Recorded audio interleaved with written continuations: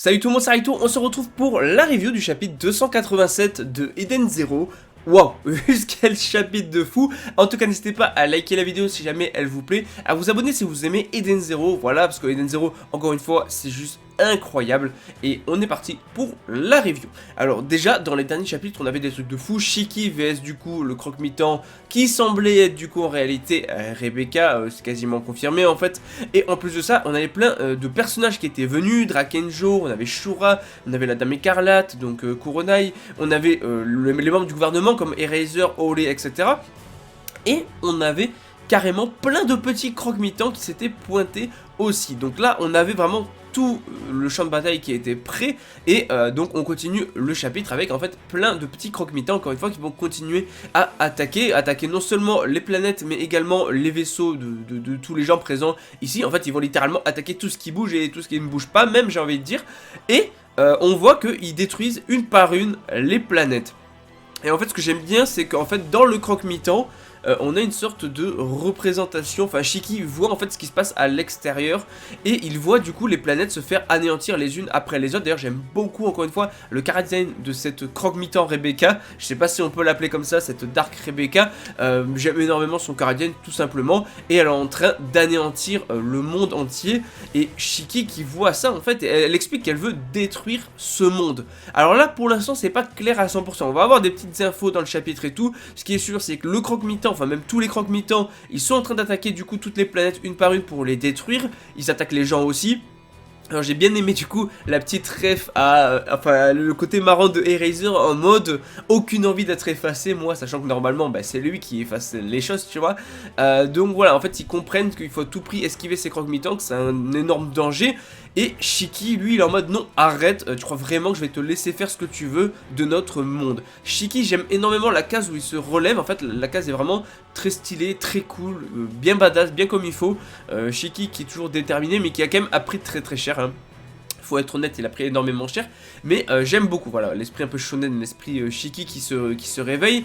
Et en fait, ce croque-mitant là, enfin, elle va nous donner quelques explications, elle va essayer de parler, mais c'est pas hyper clair, parce qu'elle dit j'ai décidé qu'il serait détruit parce qu'il n'existait pas dans mon temps.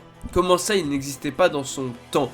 Est-ce que c'est lié au fait qu'elle vient du futur, donc dans son futur, ben, normalement, ça n'existait pas?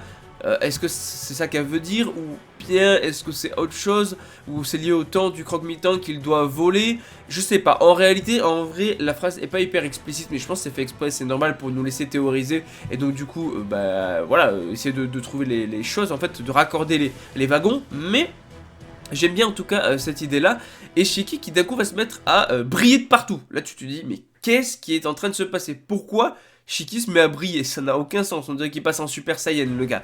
Donc qu'est-ce qui est en train de se passer avec Shiki? Donc vraiment, j'aime beaucoup les dessins surtout. Et tu as donc Dark Rebecca, je vais l'appeler Dark Rebecca, je vais pas dire... Aussi on va dire le croque-mitant, allez on va rester sur le croque-mitant, qui dit que la lumière du temps, on sait pas trop, elle finit... En fait voilà, ça finit pas sa phrase, mais tout ce qu'on voit c'est que cette lumière là repousse les ténèbres, que cette lumière là en fait repousse les croque-mitants, et a priori ça serait pas vraiment une lumière du temps mais plus du coup la gravité, et là bam, Shiki qui passe en overdrive, donc une gravité aussi forte qu'un trou noir. J'aime bien qu'on réaborde un petit peu ce côté trou noir. Par contre, ce que j'aime énormément ici, c'est qu'on réutilise pour la fin du manga le tout premier overdrive de Shiki. Et ça, c'est quelque chose que j'aime énormément parce que déjà, il y a beaucoup de nostalgie à revoir cet overdrive là, puisque c'est quand même la première transformation en fait réelle de Shiki, celle qui nous a tous marqué à l'époque, hein, rappelez-vous à l'arc Drakenjo, donc quand tout le monde s'était fait tuer et que du coup ils étaient revenus dans le passé, qu'ils avaient refait l'arc, et donc du coup au moment où il allait mourir il avait utilisé l'overdrive. Ça, vraiment la planche est folle, la planche est symbolique.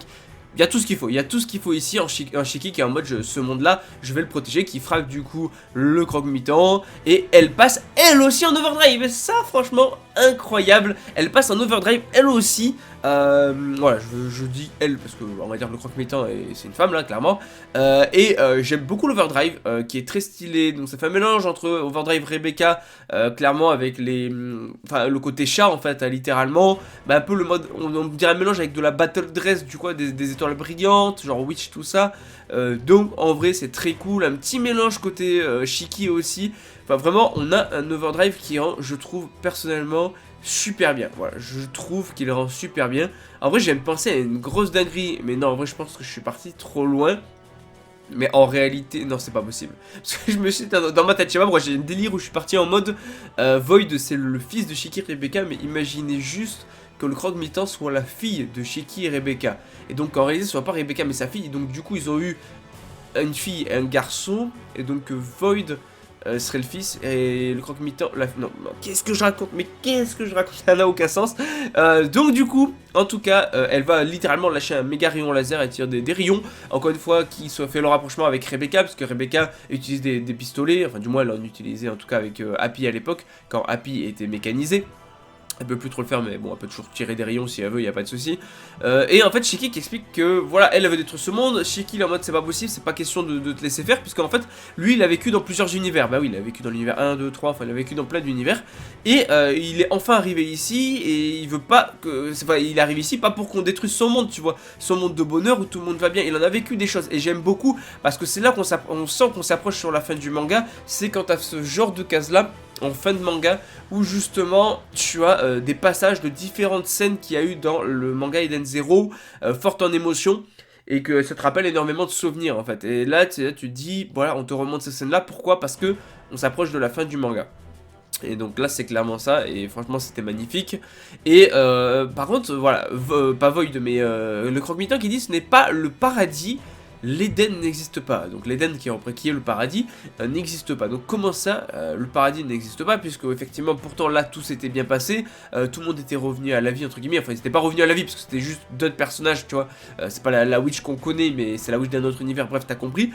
Donc là elle va balancer un truc de fou, là d'un coup un éther énorme, il y a un éther de fou qui sort du coup du croque-mitant. Et elle est en mode tu vas assister à la destruction d'un univers, 10 puissance 72 joules, ce qui est juste énorme. Et là, elle balance un Big Bang.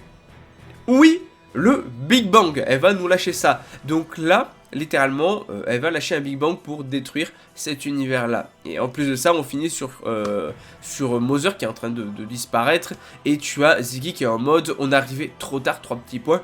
Et Rebecca en mode dépêche-toi Shiki, c'est une folie. C'est une dinguerie. Là, actuellement, elle va lâcher un truc de malade. Le croque-mitant, là. Elle va lâcher un truc de fou. Un Big Bang, littéralement, pour détruire l'univers. Rien que ça, tu vois, c'est juste énorme. Et Shiki va devoir soit l'arrêter, soit Shiki l'arrête, soit il se passe un truc de fou improbable. Enfin, je sais même pas quoi, mais avec Mashima, on n'est jamais sûr de rien. Mais en réalité, on sent qu'on s'approche très vite de la fin. Pour moi, le max du max en termes de chapitres qu'on va pouvoir atteindre, c'est 300 chapitres. Peut-être même d'ailleurs, il va essayer de finir en 300 chapitres pile, parce que ça veut dire qu'il resterait 12 chapitres, je crois. Ce qui serait correct, encore 2-3 chapitres de combat là. Si on compte l'épilogue, la fin du manga, tout ça, les retrouvailles, machin. Ouais, 12 chapitres, ça peut se tenter. Voilà, parce que je pense qu'on en a quand même pour 10 chapitres, parce que je vois pas, à moins que ça finisse dans 2-3 chapitres, ce que j'espère pas. Mais wow, ça promet du très lourd, et là j'ai trop envie de voir la suite. D'ailleurs, on voit Ziggy devant Mother, mais on voit pas Void, donc est-ce qu'il a réellement anéanti Void finalement? Est-ce que c'est réellement la fin de Void? Parce que ouais, il est là du coup devant Mother, donc on peut en dire que Void était bel et bien mort, finalement a bien été vaincu définitivement. Donc on verra, mais c'est un chapitre qui s'annonce incroyable, enfin c'est une fin d'arc qui s'annonce folle, juste voilà, j'ai trop hâte de voir la suite, parce que Eden Zero, c'est la vie.